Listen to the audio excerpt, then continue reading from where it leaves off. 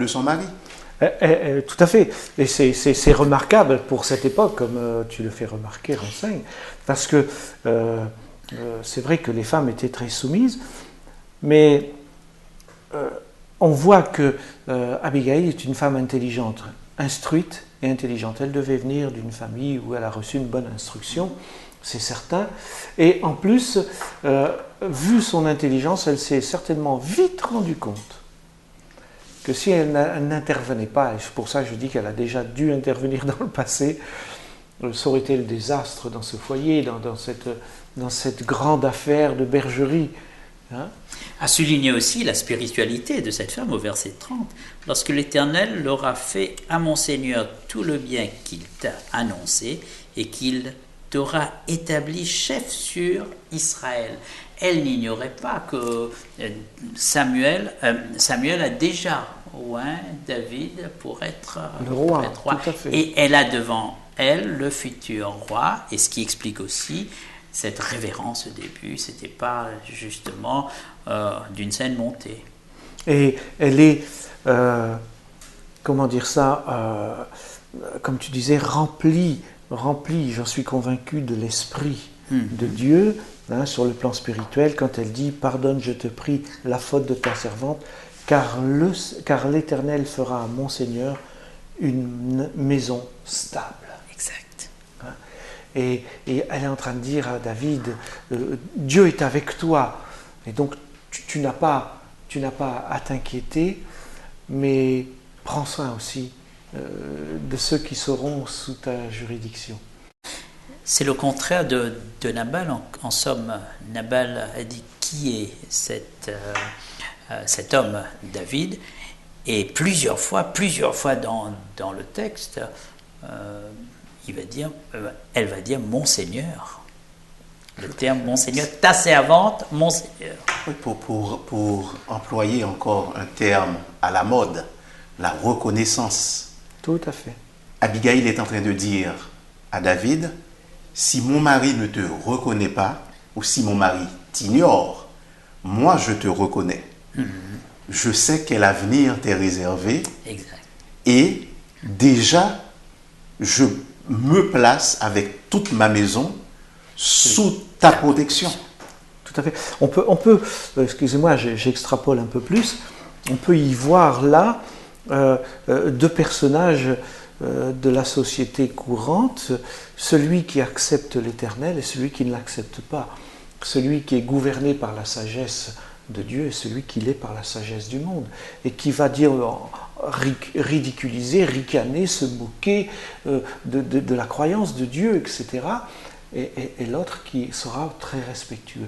On a un peu ces deux personnages-là, hein, qui se présentent, et un qui rejette loin de l'Éternel, parce que David, comme tu l'as dit, a déjà reçu l'onction. Il est loin de l'Éternel, il est celui qui a reçu la bénédiction.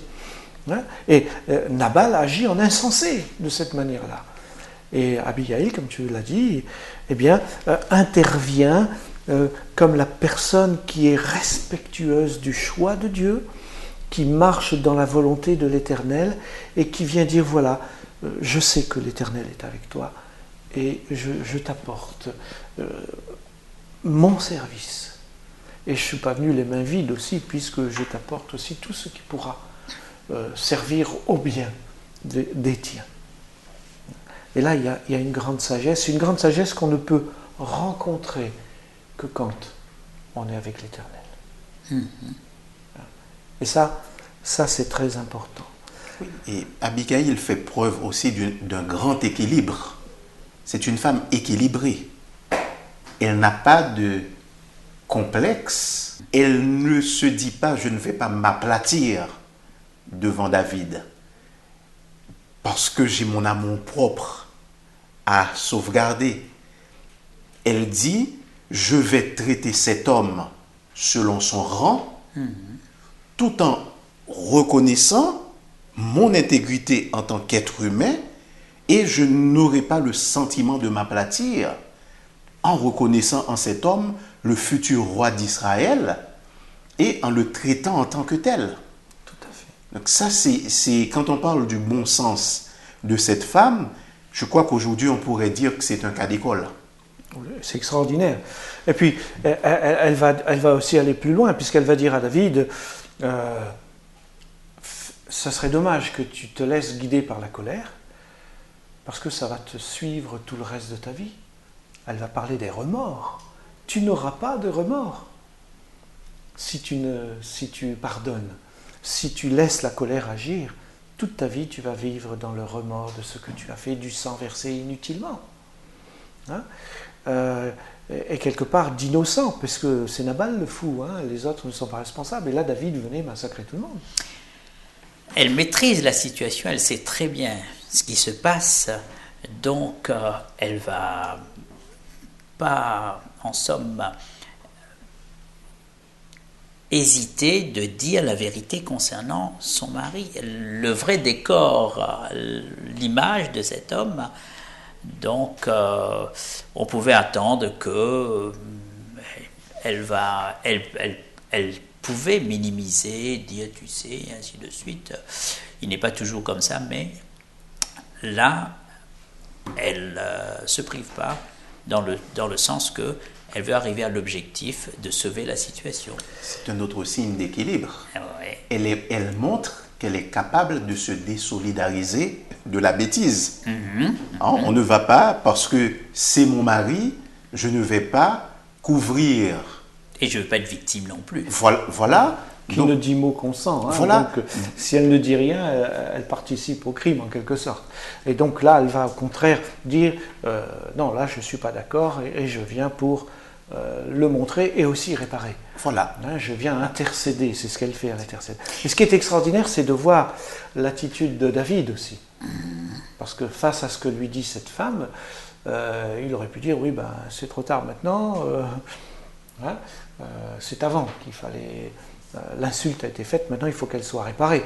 Mais non, David va réagir avec comment dire ça, joie quelque part, puisque si tu veux bien, à partir du verset 32, 35, il va dire quelque chose à Abigail. J'aimerais bien que tu lises ce verset 32 et 33.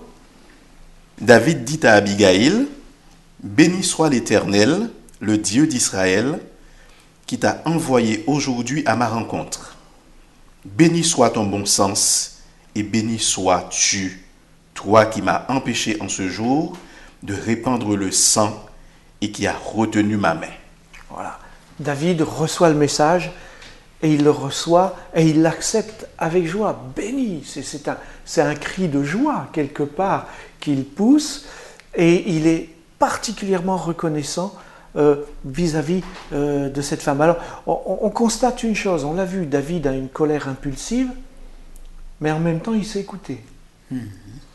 Puisqu'il a su écouter Abigail, il a su voir son bon sens, il a su voir les vérités qu'elle énonçait, et il a su voir qu'elle était tout axée vers l'Éternel, et il va le dire, béni soit l'Éternel.